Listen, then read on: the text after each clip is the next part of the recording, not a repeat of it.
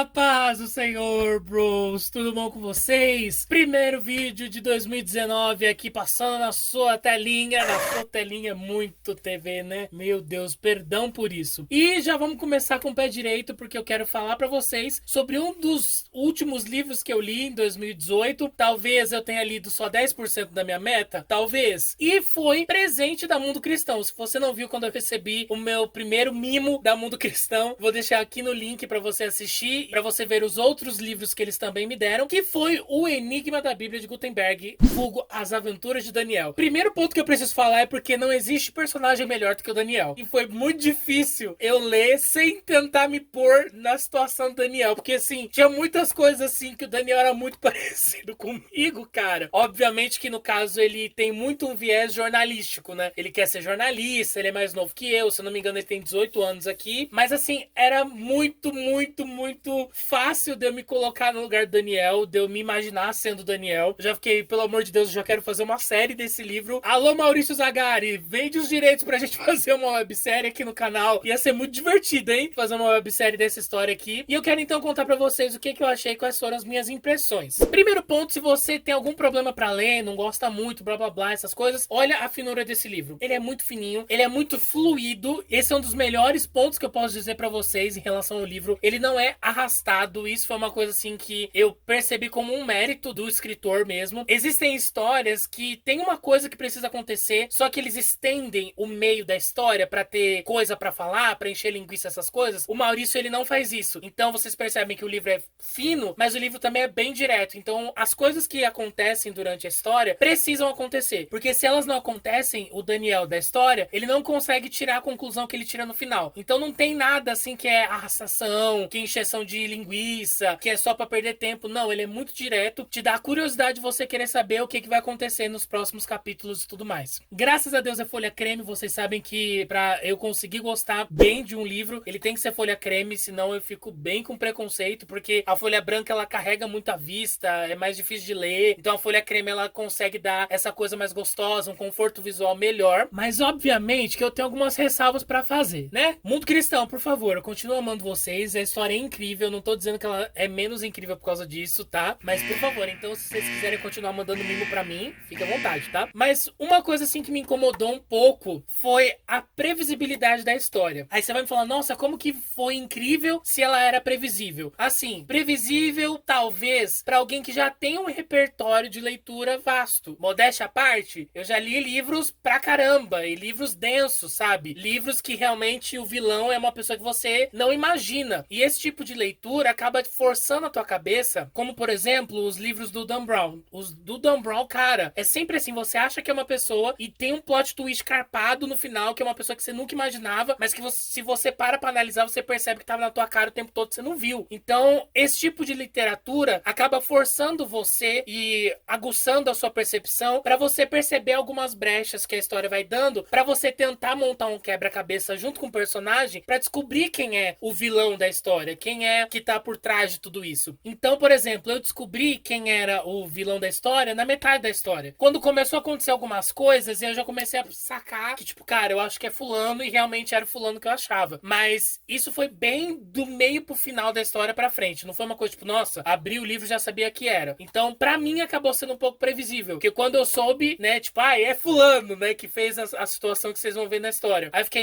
já sabia. Mas esse é o ponto. Se você não tem esse repertório, você vai ficar, assim, surpreso, embasbacado de verdade. Se você já tem esse repertório literário, você não vai perder tempo, sabe? Não vai ser aquela coisa, tipo, nossa, que droga de livro, vou jogar fora. Tipo, não. Mesmo eu achando previsível, foi uma história que eu gostei muito. E isso muito é mérito da fluidez. Porque talvez se a história tivesse ficado amarrada na metade, no momento em que ela dá meio que uma reduzida, e se ele ficasse enchendo linguiça pra, sei lá, aumentar a quantidade de páginas, ou sei lá o que, poderia ficar ruim no final. Mas ainda bem que ele foi nessa percepção de ser dinâmico, de ser direto ao ponto, porque isso facilitou muito. Então isso me fez gostar muito da história. Outro ponto também que me incomodou um pouco foi a inserção de coisas cristãs na história. Porque é uma literatura cristã, né, gente? O nome é Enigma da Bíblia de Gutenberg. Se você ler a parte de trás, você vai ver que é a coisa de crente. Então tinha algumas horas assim que o Daniel fazia algumas orações, lembrava de alguns versículos bíblicos e tudo mais. Eu não sei, mas eu não achei tão fluido, sabe? Eu não achei tão natural. Eu achei meio, sabe, tipo, estou estou fazendo uma história cristã, logo eu tenho que fazer o cara orar e o cara ler a Bíblia, sabe? Então eu não consegui perceber essa fluidez. Mais pro final do livro, essa fluidez começa a acontecer. Então as orações que o Daniel faz, as coisas que o Daniel pensa, os versículos que ele pensa, realmente acontecem de uma forma fluida, porque eu já percebo, por exemplo, isso na minha própria vida. Quantas vezes a gente não tá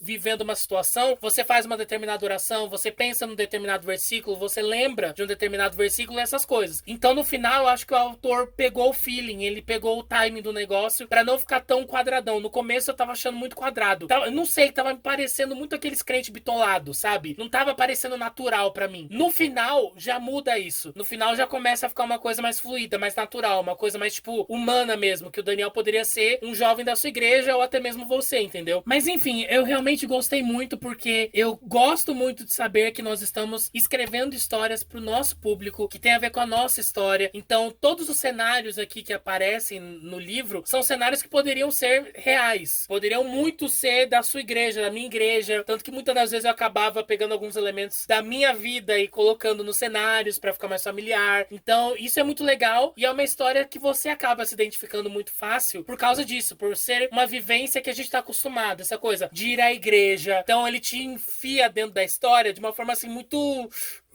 visceral mesmo, sabe? Por isso que eu gostei muito e eu quero muito deixar um apelo para os autores cristãos escreverem mais ficções cristãs. Vocês sabem como eu gosto do Este Mundo Tenebroso, que é uma ficção cristã. Eu gostei muito desse daqui também. Eu sei que é uma trilogia, uma série, eu não sei direito, me perdoe se eu estiver falando besteira, mas eu sei que já vai ter uma continuação e eu tô muito animado para ler a continuação também, porque o Daniel foi um cara assim que me conquistou de verdade e eu me identifiquei muito com ele. O Daniel é muito carismático, ele é muito humano em muitos momentos, ele é muito frágil e acho que a fragilidade do Daniel é o que faz ele ser tão marcante como personagem, sabe? Porque a nossa tendência de crente é talvez fazer uma coisa muito santarrona, sabe? E não, ele é muito frágil, ele é muito debilitado, ao mesmo tempo que ele quer descobrir quem fez essa situação toda, ele ainda é um jovem que toma as piores decisões possíveis. Tipo, tem umas horas assim que ele toma umas decisões e você fica, mano, você é burro? Por que você tá fazendo isso? Só que é a juventude, a gente querendo ou não, tem muito o que aprender e muitas das vezes a gente não toma as decisões certas. Isso faz com que o Daniel seja tão rico. A fragilidade dele, a humanidade dele faz com que ele seja um personagem muito rico. Então eu realmente indico pra vocês, mesmo com as ressalvas que eu fiz, é uma história incrível, interessante, instigante e pode ser o livro perfeito pra você mergulhar no mundo da leitura. E agora eu quero te perguntar, você já leu o Enigma da Bíblia de Gutenberg? O que você achou? Concorda comigo? Não concorda comigo? Conta aqui nos comentários de forma respeitosa, tá bom? Lembra que respeito é bom e todo mundo gosta. E vamos conversando aqui, vamos discutindo aqui embaixo, porque eu quero saber a opinião de vocês, eu quero saber aquilo que vocês pensaram. E esse era o recado que eu tinha pra dar pra vocês hoje. Aqui do lado, as duas últimas resenhas que eu fiz aqui no canal. Deixa o seu like se você gostou, se inscreve pra fazer parte da família e a gente se vê na quarta-feira.